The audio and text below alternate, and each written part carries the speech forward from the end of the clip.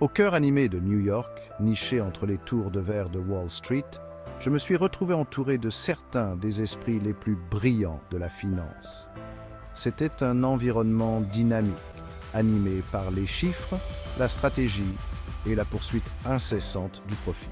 À la tête de notre équipe se trouvait un patron que j'admirais beaucoup, dont la sagesse et le leadership étaient une source d'inspiration constante.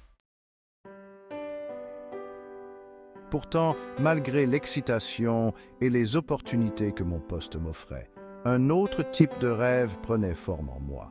Un jour, avec un mélange d'excitation et de crainte, j'ai abordé mon patron.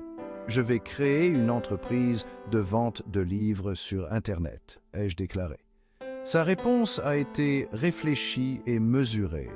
Il a suggéré une promenade à travers Central Park où, au milieu du décor serein de la nature, il a écouté attentivement mes projets. Après une longue pause, il a finalement dit « Cela semble être une très bonne idée, mais ce serait une idée encore meilleure pour quelqu'un qui n'a pas déjà un bon travail. » Ces mots ont résonné dans mon esprit.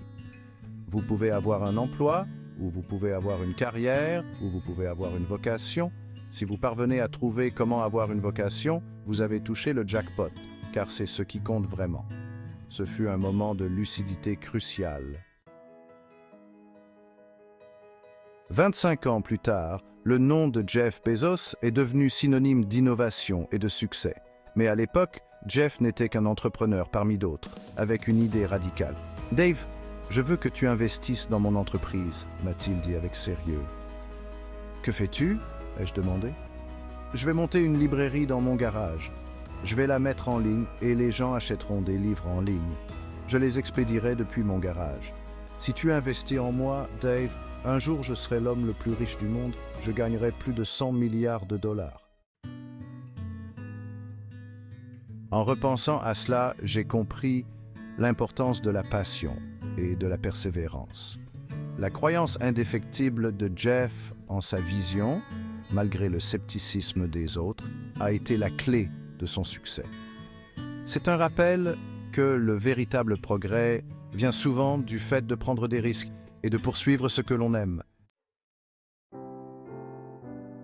Pour moi, la décision de quitter un emploi stable et de suivre ma passion a été difficile à prendre. Pourtant, je savais que ne pas essayer me hanterait bien plus que tout échec potentiel. J'avais été un inventeur de garage dans ma jeunesse, bricolant des inventions de fortune comme une fermeture automatique de portail et une cuisinière solaire. Le frisson de la création et la poursuite de l'innovation étaient dans mon sang. Encouragé par mes proches, j'ai décidé de suivre ma passion. Il y a une expression militaire qui me tient à cœur. Lent et fluide et rapide. Cette philosophie m'a guidé dans toutes mes entreprises, soulignant la valeur d'un progrès réfléchi et délibéré. Nous recevons tous certains dons dans la vie, que ce soit un don pour les mathématiques, un talent pour l'art ou un sens inné du leadership. Cependant, ce ne sont pas nos dons, mais nos choix et notre travail acharné qui nous définissent vraiment.